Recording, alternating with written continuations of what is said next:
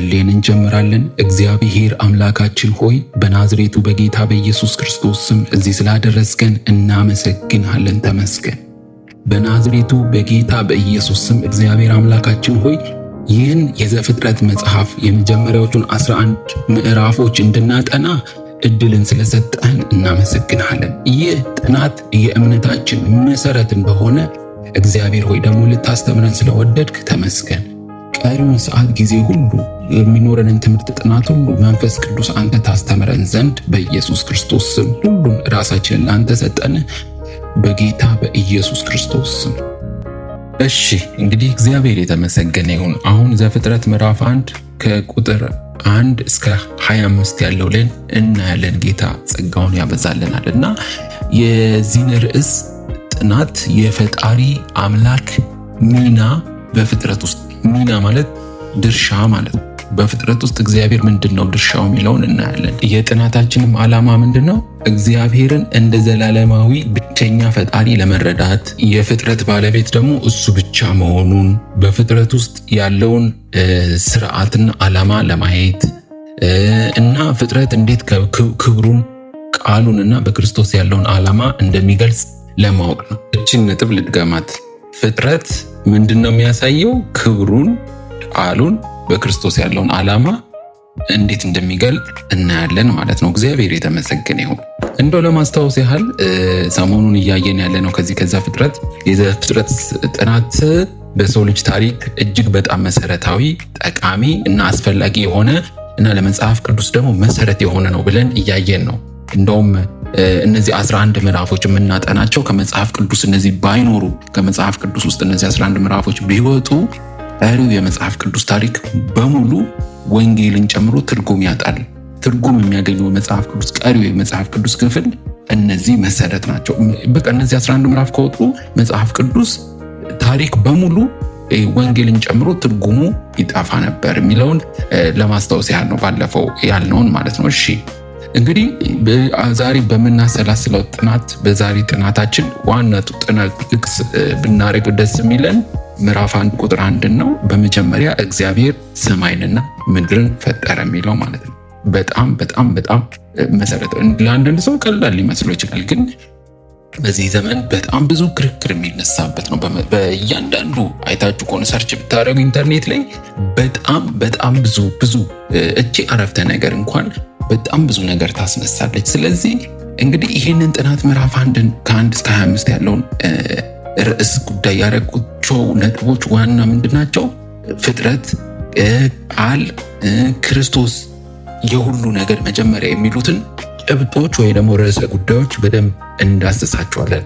ፍጥረትን፣ ቃልንና ክርስቶስን ማለት ነው። እንዴት ነው የሚገናኘው ምናምን ብትሉ በደንብ ስለምናየው ጌታ ስለሚያስተምረን ተከታተሉኝ በጥሞና ማለት ነው። ጌታ ይርዳችሁ፣ እኔንም ጌታ ጸጋውን ያብዛልኝ፣ መንፈስ ቅዱስ ያስተምረን። እሺ የመጀመሪያ ጥያቄ የምናደርገው ዘፍጥረት ምዕራፍ 1 ቁጥር 1 ዋና ርዕሰ ጉዳዩ ማን ነው ነው። እንዲህ የዚህ የዘፍጥረት ምዕራፍ 1 ቁጥር 1 ዋና ርዕሰ ጉዳይ በሚለውን ስንመልሰው ምንድነው ያስቀመጥነው? የመጽሐፍ ቅዱስ የመጀመሪያ ቃል እግዚአብሔርን እንደ ዋና ርዕሰ ጉዳይ ያሳየናል ማለት ነው። ትኩረቱ ዓለም እንዴት እንደጀመረ ሳይሆን ማን እንደጀመረው ላይ ሆኖ እናያለን ማለት። ይህም በዚህ የምናየው ምንድነው? እግዚአብሔር ዘላለማዊ እንደሆነ፣ በራሱ የሚኖር ማንም ላይ ጥገኛ እንዳልሆነ ማለት ነው። ከዘመንና ከፍጥረት በፊት እሱ እንደነበረ ነው። ይህን ደግሞ መዝሙር 92 ላይ 90 ቁጥር 2 ላይ ዮሐንስ ወንጌል ምዕራፍ 1 ቁጥር 1 ላይ እናያለን። ሁለተኛ ጥያቄ ያደረግነው በመጀመሪያ ማለት ከጊዜና ከዘላለም ጋር በተያያዘ ምን ማለት ነው ነው። እንግዲህ ትንሽ እንዳይከብድባችሁ በተቻለ መጠን ለማብራራት ሞክራለሁ። በመጀመሪያ እዚህ ጋር ከጊዜና ከዘላለም ጋር እንዴት ይያያዛል ነው። መጀመሪያ የሚያመለክተው ፍጥረት ጊዜን እንጂ የእግዚአብሔርን መጀመሪያ አይደለም። ልድገምላችሁ። መጀመሪያ የሚያመለክተው በመጀመሪያ እግዚአብሔር ሰማይና ምድር ፈጠረ ሲል በመጀመሪያ የሚለው ቃል የሚያመለክተው የፍጥረት ጊዜን እንጂ ፍጥረታት የነሱን ጊዜ እንጂ የእግዚአብሔርን መጀመሪያ አይደለም።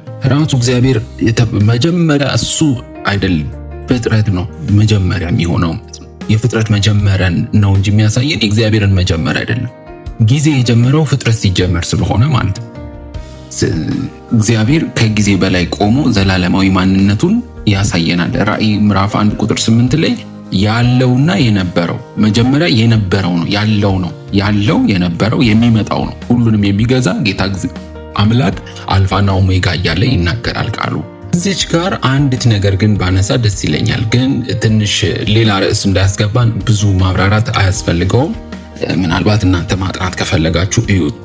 እኛም ራሳችን በክርስቶስ ኢየሱስ ማለት ነው ዳግም በእርሱ ዘላለማዊ ዓላማ እንድንካፈል መጋበዛችንን ልናስተውል እንደሚገባ የእግዚአብሔር ቃል ሁለተኛ ጢሞቴዎስ ምዕራፍ 1 ቁጥር 9 ራሱ የጠራን እግዚአብሔር ነው ይላል። ይህም ጸጋ ከዘላለም ዘመናት በፊት በክርስቶስ ኢየሱስ ተሰጠን ይላል። እኛም ራሱ በዘላለም ውስጥ የታቀድን የዘላለም ሐሳብ ውስጥ የነበረን እንጂ ከፍጥረት ብቻ የተሆነን የሆነ ሰዓት ጠፍተን መንቀር እንዳልሆነን መጽሐፍ ቅዱሳችን እንደሚያስረዳም ልብ ልንል ይገባል የሚለውን አንስቼ ወደሚቀጥለው ጥያቄ እሄዳለሁ። ወደ ሶስተኛ ፈጠረ ከሚለው ቃል ስለ እግዚአብሔር ኃይል ምን እንማራለን ነው። እንግዲህ ከምንም ነገር መፍጠር ኤክስ ኒሂሎ ይሉታል ፈረንጆች።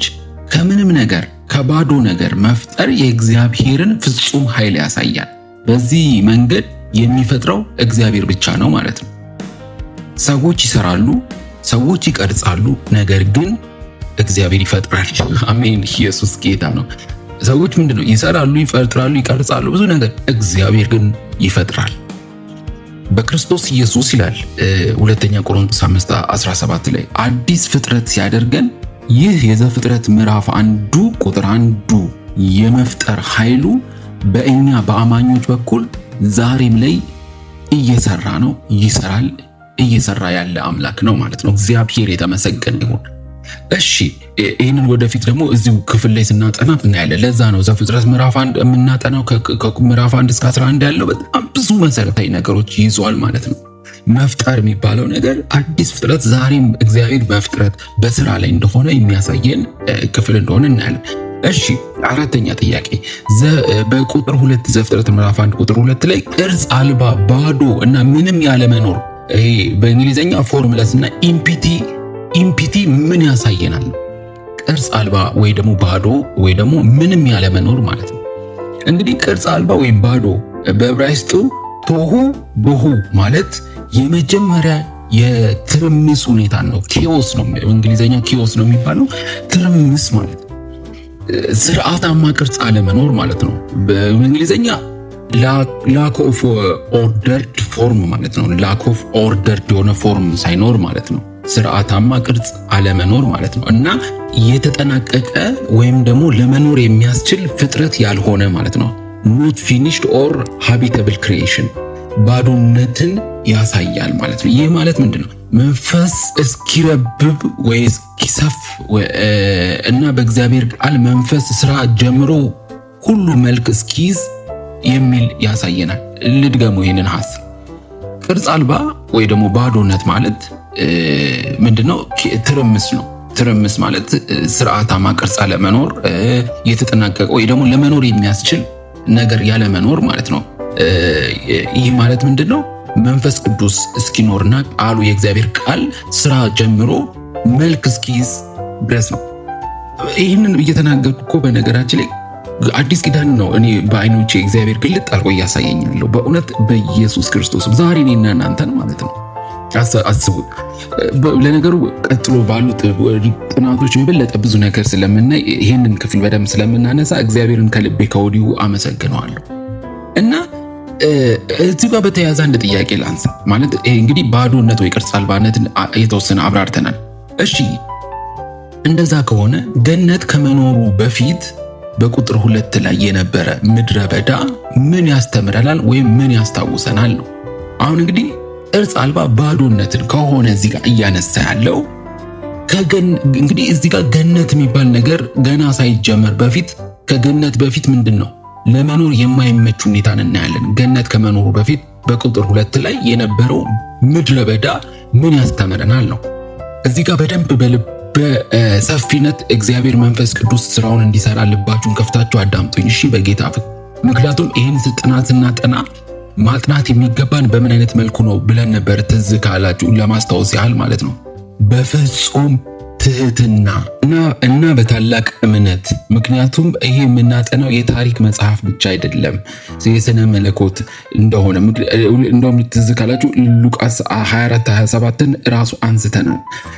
ምክንያቱም መጽሐፍት ስለኔ ይናገራሉ እያለ መጽሐፍት በሙሉ ተጠቅልለው አንድ ሐሳብ ማለት ሁሉንም ነገር እያየን በልበ ሰፊነት ካየን መንፈስ ቅዱስ በእውነት ነው የምነግራችሁ እያስተማረን እንደሆነ በልክ በጣም አምናለሁ። እኔ እግዚአብሔርን ከልቤ ነው የማመሰግነው ይህን ዕድል ስለሰጠኝ።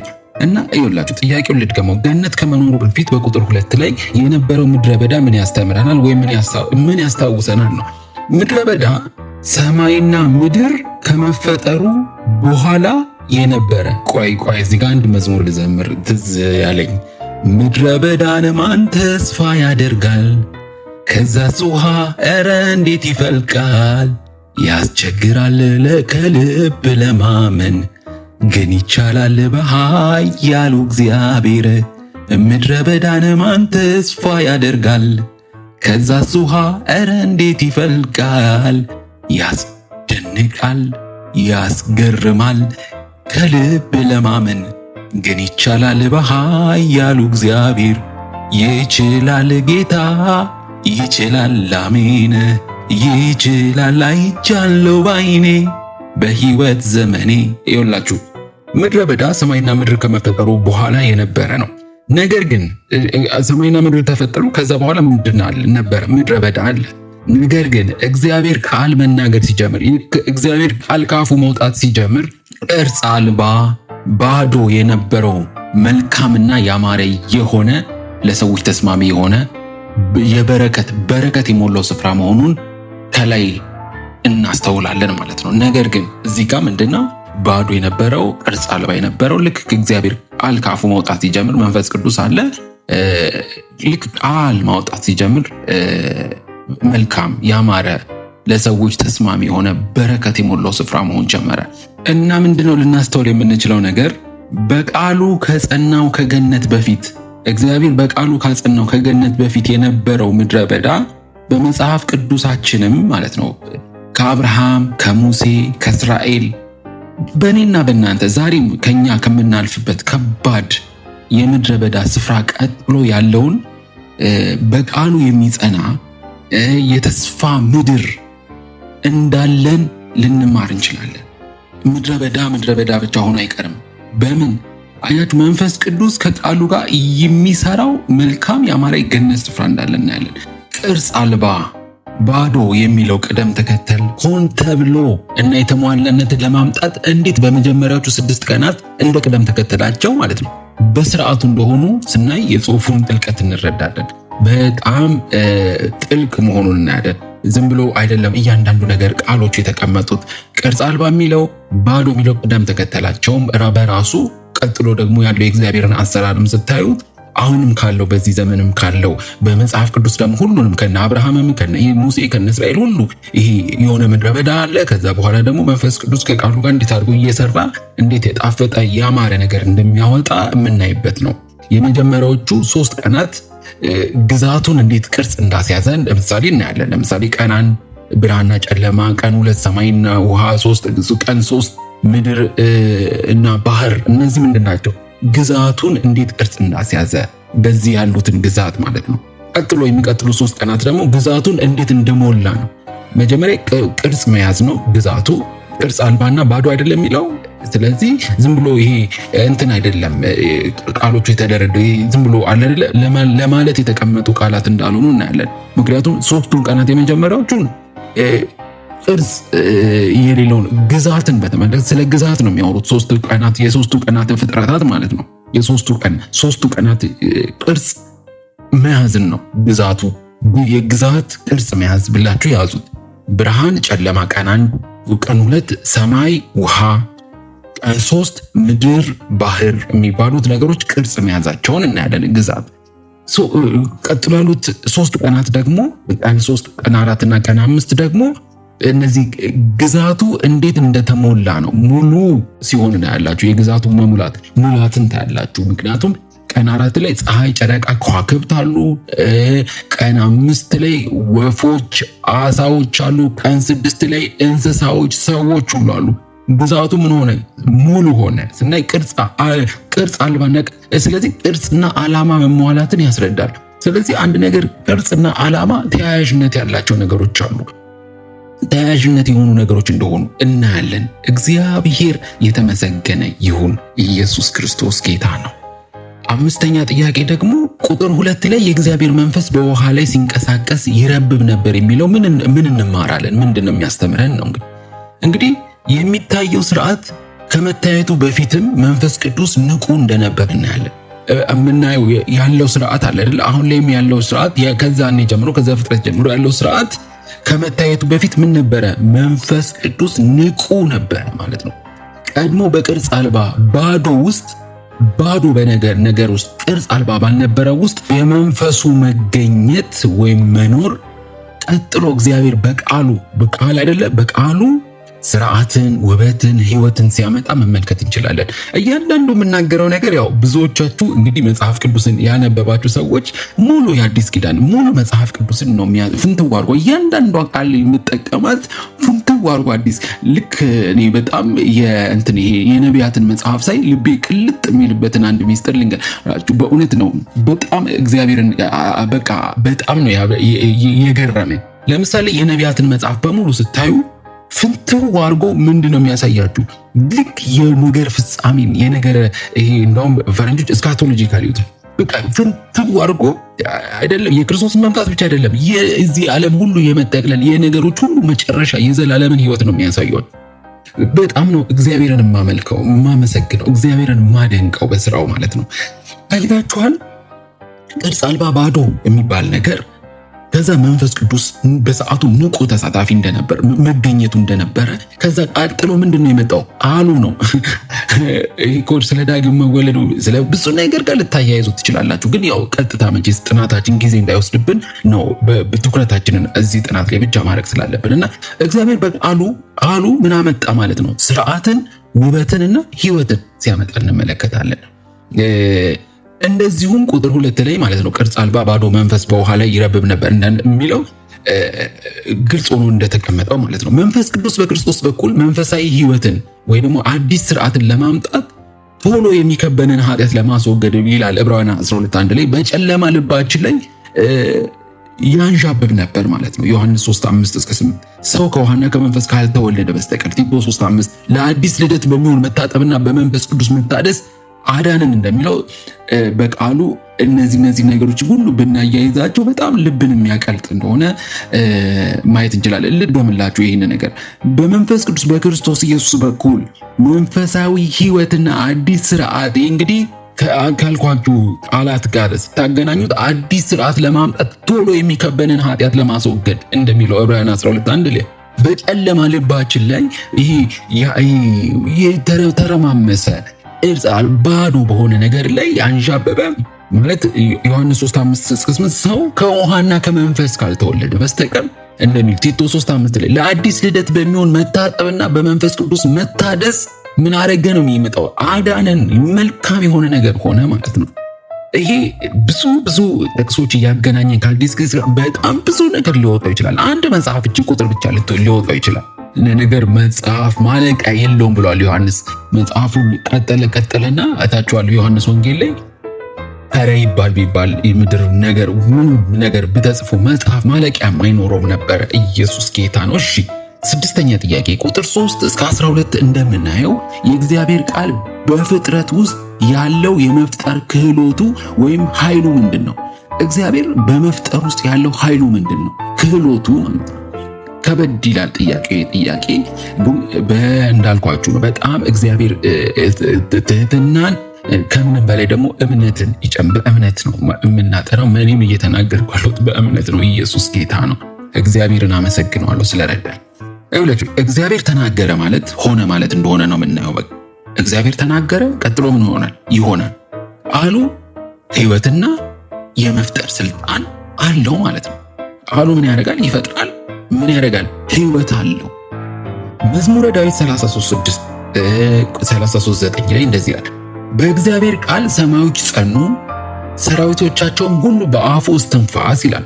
እሱ ተናግሯልና ሆኑም፣ እሱ አዘዘ ጸኑም ይላል። እንግዲህ ከስንት ጊዜ በኋላ ዘማሪው ሲዘምር ነው መንፈስ ቅዱስ ተቆጣጥሮት ሲናገር፣ ልክ እንደዚሁ ዘፍጥረት መጽሐፍን ነው እንግዲህ እሱም የሚተርከው። እንግዲህ ኮት እያደረገ አይደለም፣ መዝሙር ነው የዘመን ምን አለ? እሱ ተናግሯልና ሆኑ፣ እሱ አዘዘ ጸኑ። ባይጸና ኖሮ ይሄ ሁሉ ስንት ሺህ ዓመት ይሄው ፀሐይ ሰዓቷን ጠብቃ ትወጣለች። ነገሮች ሁሉ ስርዓቱን ጸጥ ብሎ ተገዝቶ ይኖራል ፍጥረት። በአዲስ ኪዳን ይህ ቃል ክርስቶስ ተብሎ ተለይቷል። ዮሐንስ 1:1-3 ላይ ማለት ነው። በቃሉ አማካኝነት እግዚአብሔር አሁንም ቢሆን ብርሃንን ወደ ሰው ልብ ያመጣል። ሁለተኛ ቆሮንቶስ 4:6 ላይ በክርስቶስ ፊት የእግዚአብሔርን የክብሩን ዕውቀት ብርሃን ነው የሚለው። የክብሩን ዕውቀት ብርሃን እንዲሰጥ አያችሁ፣ የዕውቀቱን ብርሃን እንዲሰጥ በልባችን ውስጥ የበራ ማለት በልባችን ምን ያደረገ? የበራ በጨለማ ብርሃን ይብራ ያለ። በጨለማው ላይ ምን ያለ? ብርሃንን ይብራ ያለ ማን ነው? እግዚአብሔር ነው ይል። ኢየሱስ ጌታ ነው። ብዙ ማብራራት እንግዲህ የሚያብራሩ ሰዎች በእያንዳንዱ ነገር ስብከት ቢያወጡበት እያንዳንዱ ያውን ያልነው ስብከት ሊወጣው ይችላል። ግን ከሰዓት አንጻር ወደሚቀጥለው ጥያቄ ነው። ይሄ ሰባተኛም ጥያቄ በጣም እግዚአብሔር ጸጋውን ያብዛልን። በእውነት ነው የምነግራችሁ፣ እግዚአብሔር በኢየሱስ ክርስቶስ ስም በመንፈሱ የበለጠ በትህትና እንድንማር ያድርገን። ይህን በደንብ ስሙኝ። ሰባተኛ ጥያቄ እግዚአብሔር ከቁጥር 3 እስከ 5 ከፀሐይና ከጨረቃ በፊት ከቁጥር 14 እስከ 17 ማለት ነው። ከሱ በፊት እንግዲህ ምዕራፍ ቁጥር 14 እስከ 7 አይደለ ፀሐይና ጨረቃ የሚለው። ከሱ በፊት ቁጥር 3 እና 5 ላይ ብርሃን መኖሩን እንድናውቅ ያደረገው ለምንድን ነው? ፀሐይና ጨረቃ ሳይፈጠሩ በፊት ቁጥር 3 እና 5 ላይ ከ3 እስከ 5 ላይ ብርሃን ነበር ይላል። ይሄ ምን እንድናውቅ ምን እንድንማር ስለፈለገ ነው። እንግዲህ ይኸውላችሁ ብርሃን በፀሐይ ላይ የተመሰረተ እንዳልነበረ እንድናስተውል እግዚአብሔር ፈልጓል። በደንብ ስሙኝ። ኢየሱስ ጌታ ነው። ምንድነው እያልኩኝ ያለው? እግዚአብሔር ቃል እየተናገረ ያለው አዳር ኪታቮስ ኢላቫሃዲ ጋና ማንቶራ ላባሲን። ይኸውላችሁ ብርሃን በፀሐይ ላይ የተመሰረተ አይደለም ነው እየተናገረን ያለው።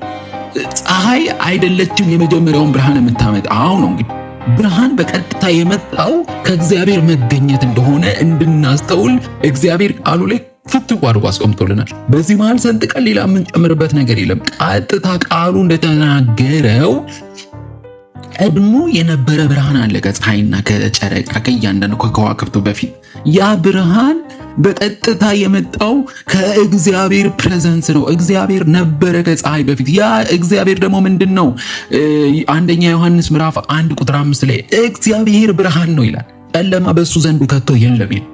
ያጁ ፋጂታ ኬታንቶስ ቢኢላሃቫጋና ማንታራ ላቫቲያ ኢየሱስ ክርስቶስ ጌታ ነው። ይህ የሚያሳየው ምንድን ነው? እውነተኛ ብርሃን መንፈሳዊ ብርሃን የሚመጣው ከእግዚአብሔር ከራሱ ነው ማለት ነው።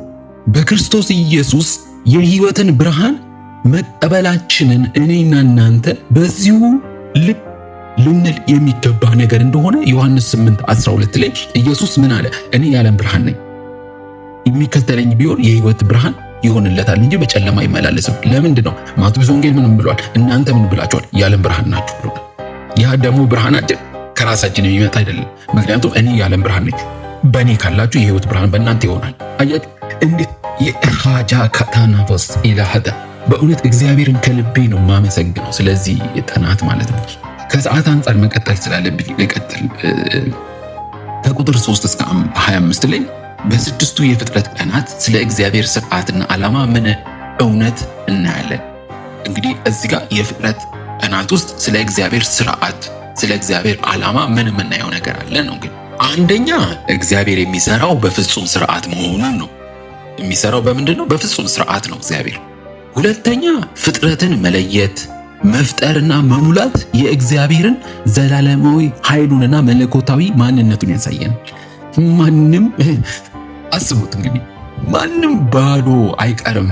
የተተረማመሰ ህይወት ያላችሁ ሰዎች፣ የሆነ ነገር ያለ ሰዎች ካላችሁ ምድረ በዳ ሆኖ አይቀርም። እግዚአብሔር የተመሰገነ ይሁን።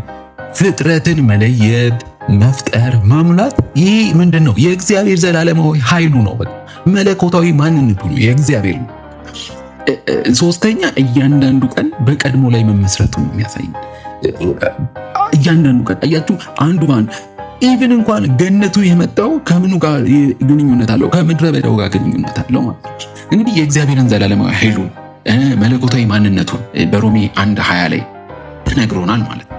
ስለዚህ በእርግጥ ፍጥረትን በማጥናት ጥበቡን፣ ስርዓቱን፣ ውበቱን ብናይም ማለት ነው ምንድን ያልኩት ልድገምላችሁ። ፍጥረትን በማጥናት ይሄ አሁን እያጠናን ያለ ነው ስለ ፍጥረት አይደል? በማጥናት ውስጥ ምን እያየን ነው? ጥበቡን፣ ስርዓቱንና ውበቱን ብናይም እነ ቆላስያስ 1:15 የእሱ ሙሉ መገለጥ እንደው ሙላቱ እዛ ጋር አለቀ እንዳንል የታየው የእሱ ሙላት የታየው በማን? በኢየሱስ ክርስቶስ እንደሆነ ልብ ማለት አለብን። መርሳት መዘንጋት የለብንም። በስድስቱ የፍጥረት ቀናት እያንዳንዱ ቀን በቀድሞ ላይ መመስረቱ ከዚህ ነገር ደግሞ የምናየው ምንድን ነው? እኛ የአማኞች መንፈሳዊ እድገታችን እንደው እኛ ሁላችንም እኮ አድጎ የጨረሰ ሰው የለም። ሽማግሌም ወጣት ሕፃናትም ቢሆን በመንፈሳዊ ነገር ሁላችንም እያደግን ያለ ነው አይደለ እንዴ? ስለዚህ የእኛ መንፈሳዊ እድገታችን መለኮታዊ ስርዓትን እንደሚከተል ነው። ሁለተኛ ጴጥሮስ ምዕራፍ 1:5-8 እንደዚህ ይላል፣ ትጋትን ሁሉ እያሳያችሁ። ምንድን ነው ያለው? ትጋት ማለት ወጥሮ መትጋት ማለት ነው። ሰው እኮ ለብር እኮ ይተጋል። ሌሊት ይነሳል፣ እስከ ማታ ድረስ ይሰራል። ደክሞት ቤቱ ይገባል፣ ይተኛል፣ ደግሞ በንጋታው ይመጣል። ለምንድን ነው በየቀኑ የሚተጋው ሰው? ለገንዘብ ነው አይደለ እንዴ? አሁን ደግሞ እኛ እያወራው ያለሁት እዚህ ጋር ምንድን ነው? ስለ መንፈሳዊ ነገር ነው። ትጋትን ሁሉ እያሳያችሁ በእምነታችሁ በጎነትን ጨምሩ። ምንድን ነው ያለው? በእምነታችሁ በጎነትን ጨምሩ፣ በበጎነትም ላይ እውቀትን ጨምሩ፣ በእውቀትም ላይ ራስን መግዛት፣ ራስን በመግዛትም ላይ መጽናትን። ዝም ብሎ ራስን ዛሬ ብቻ አይደለም የምትገዛው፣ ነገም ከነገ ወዲያም ራስን መግዛት ማለት ነው። መግዛትን ጨምሩ፣ በመጽናትም ላይ እግዚአብሔርን መምሰል ይላል። እግዚአብሔርንም በመምሰል ላይ ብሎ ደግሞ ምን ይላል? የወንድማማቾች መዋደድ። ኢየሱስ ጌታ። አያችሁ የትኛው እንደቀደመ? እግዚአብሔርን በመምሰል ምን? የወንድማማቾች መዋደድ። እሺ በወንድማማቾች መዋደድ ውስጥ ምንድነው? ፍቅርን ጨምሩት። ስራ ፈቶችና ፍሬ ቢሶች እንዳትሆኑ ያደርጓችኋልና። እነዚህ ነገሮች ምን ያደርጉናል? ቢዚ ያደርጉናል። ቢዚ ለምንድን ነው እዚህ ጋር ቢዚ መሆነው? ኢየሱስ ጌታ ነው። እግዚአብሔር ይመስገን። ስራ ፈቶች ፍሬ ቢሶች እንዳንሆን ያደርጉናል። ስለ እግዚአብሔር ልንማር የሚገባ ነገር ነው ብዬ ይህንን በጥናት ውስጥ እግዚአብሔር መንፈስ ቅዱስ እንዲካተት፣ ምክንያቱም ቀጥታ ከትምህርቱ ጋር የሚገናኝ ከፍጥረት ጋር የሚገናኝ ስለሆነ ነው። መንፈስ ቅዱስ በእውነት ልቤን በደስታ ጥልቅልቅ እያደረገው ነው። እግዚአብሔር ሆይ አመሰግናል። ተመስገን። ኢየሱስ ክርስቶስ ጌታ ነው። ጌታ ይረዳናል፣ ጸጋውን ያበዛልናል። እንቀጥላለን ጥናታችንን በረዳን መጠን፣ ጌታ በፈቀደው መጠን ማለት ነው። ሰላም ሆኖልኝ በዛሬው ጥናት እዚህ ጋር እንጨርሳለን። ጌታ ደግሞ ይረዳናል። ነገ እንቀጥላለን። ለምን ጌታ ይባርካችሁ፣ ጸጋውን ያብዛላችሁ። ጌታ ሆይ በእውነት መንፈስ ቅዱስ እያስተማርከን ስለሆነ እናመሰግናለን። ክብሩን ሁሉ አንተ ጠቅልለው ውሰድ። ላይክ ብታደርጉ ለብዙዎች እንዲደርስ አልጎሪዝሙ ይረዳል። ሰላም ሁኑ። ኢየሱስ ጌታ ነው።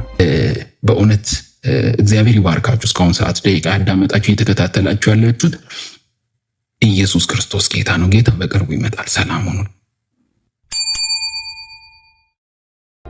ብትችሉ ደግማችሁ አዳምጡት።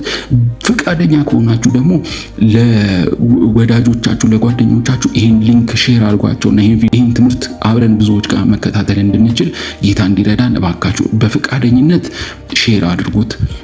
ሼር ማድረግ እንኳን የማትችሉ ከሆነ ላይክ አድርጉት። ላይክ ስታደርጉ አልጎሪዝሙ ለብዙ ሰዎች ለማድረስ አቅም ብዙ ሰዎች አብረውን ከኛ ጋር ይህን ትምህርት መማር ይችላሉ ማለት ነው። እግዚአብሔር የረዳው ነው። በእርግጥ እግዚአብሔር ጸጋውን ሲያበዛልን ነው ይህን ትምህርት እኔም ማዘጋጀት የቻልኩት፣ እኔም መማር የቻልኩት፣ እናንተም ጋር ማስተላለፍ የቻልኩት።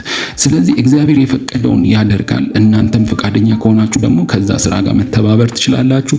በእውነት ከልቤ እግዚአብሔርን ነው የማመሰግነው። ኢየሱስ ክርስቶስ ጌታ ነው። ሰላም ሁኑልኝ።